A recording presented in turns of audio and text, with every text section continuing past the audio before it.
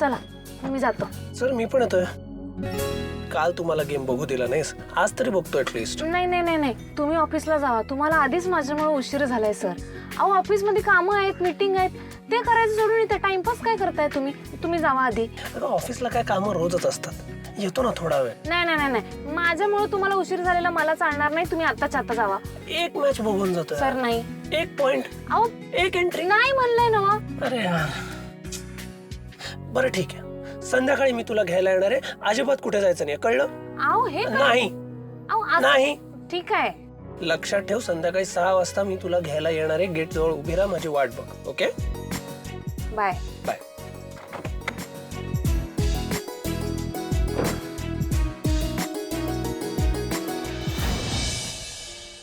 Thank God आज तू तुझ्या कमळीचं ऐकलंस, नाहीतर आपल्या दोघांचंही काही करणं नव्हतं आज. नाही बरं चला आता मीटिंग आटपा लवकर, मला नंतर कमळीला घ्यायला पण जायचंय. घ्यायला जायचंय कमळीला काय घ्यायला? जाणार आहे तू? घरी जायचंयस?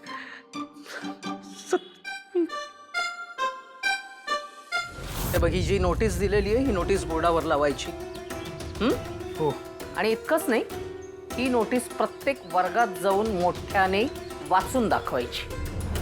उद्या कोणी असं म्हणता कामा नये की अरे आम्ही ऐकलीच नाही, आम्हाला माहीतच नाही ती कधी लावली होती. ते कळलं? हो मॅडम, नक्की. तुम्ही जसं सांगताय तसंच करतो मी. लाव.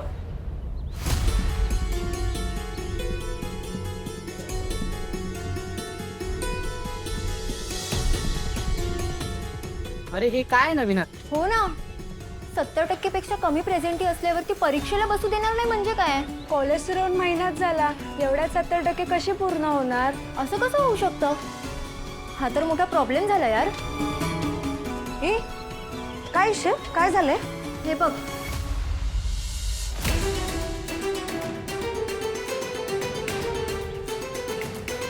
हा यो काय नवीन नियम काढलाय कॉलेजनं? म्हणजे कॉलेज सुरू होऊन महिना बी नाही झाला तोवर हजेरीची अट. काय नवीन? काय त्याच्यात नवीन काही नाहीये. मॅनेजमेंटने काढलेला नियम आहे तो, कळलं? आणि काय रे, तुम्ही मग सगळ्यांना विचारते मी, कॉलेजमध्ये कशासाठी येता? शिकण्यासाठी येता की टवाळक्या करण्यासाठी येता की गप्पा मारण्यासाठी येता? अभ्यासासाठी येता ना? हा नियम काय सांगतोय हेच सांगतोय ना. ज्यांची उपस्थिती 70%पेक्षा कमी असेल त्यांना या वेळेसच्या चाचणी परीक्षेला बसता येणार नाही, कळलं? आणि शिस्त म्हणजे शिस्त, ती प्रत्येकाने पाळलीच पाहिजे. हो वय, पण ह्यो नियम वार्षिक परीक्षेला लागतोय ना. मग आता का लावायलाय? विद्यार्थ्यांनी मॅनेजमेंटना नियम शिकवू नयेत, कळलं? मॅनेजमेंट ठरवेल काय करायचं ते. आणि काय ग, आज तुझी मैत्रीण नाहीये म्हणून तिची जागा घ्यायला जाऊ नकोस तू, कळलं? एकदा सांगितलंय ना, 70%पेक्षा ज्यांची कमी उपस्थिती असेल त्या सगळ्यांसाठी हा नियम आहे. आणि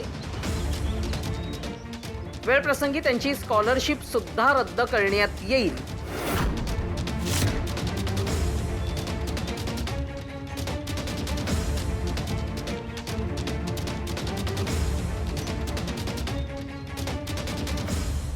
मला चांगलंच माहित आहे कडूआजीने ह्यो नियम का लावलाय तू. आता काय करायचं निंगे? निम्म्याहून जास्त मुलांची प्रेझेंटी 70% पेक्षा जास्त भरणारच नाहीये. मग आपण युनिट टेस्ट द्यायचीच नाही का? काय मग आता तुम्हाला कबड्डी एका वेगळ्या नजरेनं बघायला मिळाली असेल की? मी आधीच म्हणलं होतं, कबड्डीत ताकदीपेक्षा फोकस लय महत्वाचा आहे, तो हलू द्यायचा नाही. खरं एक गोष्ट ध्यानात ठेवायची, जर तुमचं लक्ष दुसऱ्या कशात तरी अडकलं तर तुमचा प्रतिस्पर्धी तुमच्यावर वर चढवणार आणि तुमचा पॉइंट मारणार. गुरु शांत असतोय कारण त्याला रोज रोज काय गोष्ट सिद्ध करायची नसते. खरं योग्य वेळ आल्यावर गुरु गुरु असतोय हे तो दाखवून देतोय, आणि ते आता तुम्ही बघितलंच असाल, होय की नाही?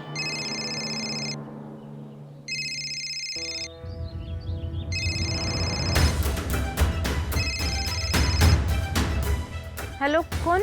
हॅलो कमळे, मी बोलतोय निंगी. कमळे, इकडं कॉलेजमध्ये लय मोठा प्रॉब्लेम झालाय.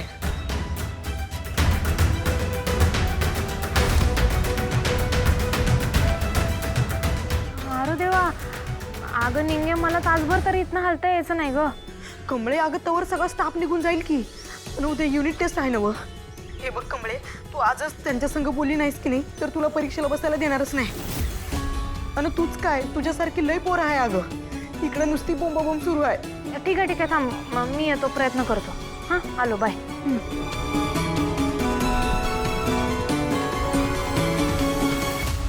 चला 10 मिनिटाचा ब्रेक घ्या आणि प्रॅक्टिसला लागा. मी लगेच येतो.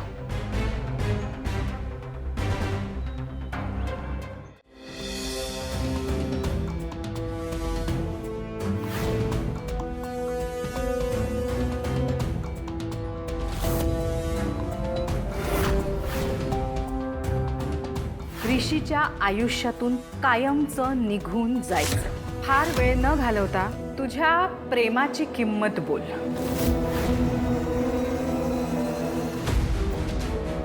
आई,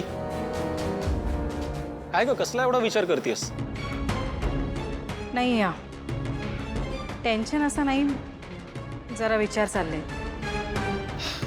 आई, मला माहितीये तू कसला विचार करतेस, पण तुला सांगू का, मला असं वाटतंय अनिकाने आपल्याला जे फोटो दाखवले ते खरे आहेत. हे बघ आई, असं पण असू शकतं की अनिका तिकडे फोटो काढून आपल्या घरी येईपर्यंत ऋषी कमळीला भेटून ऑफिसमध्ये पोहोचला. ही शक्यता आपल्याला नाकारता येऊ शकत नाही. पॉसिबल आहे. Exactly. I, if you don't mind, मी एक सजेस्ट करू का? मला असं वाटतं की आपण अनिका जे म्हणतीये तेच करूया. आपण ऋषी आणि अनिकाचं लग्न लावून देऊ. हे बघ, मान्य आहे मला की अनिका थोडीशी मूर्ख आहे, पण विचार कर, ती अन्नपूर्णा महाजनांची एकुलती एक नात आहे. ती आपल्या स्टँडर्डची आहे. आणि हे बघ, महाजनांची सगळी प्रॉपर्टी एक ना एक दिवस तिचीच होणार आहे. जर का आपण ऋषी आणि अनिकाचं लग्न लावलं तर त्यांची सगळी प्रॉपर्टी आपली होईल. पर्यायाने आपल्या बिझनेसचा सुद्धा फायदा होईल. आई, म्हणजे आई, आपल्याला माहिती आहे ऋषीला अनिका अजिबात आवडत नाही. काय ना राधिका, स्टँडर्ड असेल तर एखादी न आवडणारी व्यक्ती सुद्धा लग्नानंतर आवडू शकते, पण स्टँडर्डच नसेल तर लग्नाआधी आवडणारी व्यक्ती सुद्धा लग्नानंतर नकोशी व्हायला लागते. समजलं? रोहित, हे बघा, माझं स्पष्ट मत आहे, आपण ऋषी आणि अनिकाचं लग्न लावून देऊ. रोहित, हे तुझं बोलणं कसं झालं माहितीये? भूतापासून वाचायला आपण चेटकिणीचा आधार घेतोय असं. अगं पण आई, नेव्हर. एनिवे,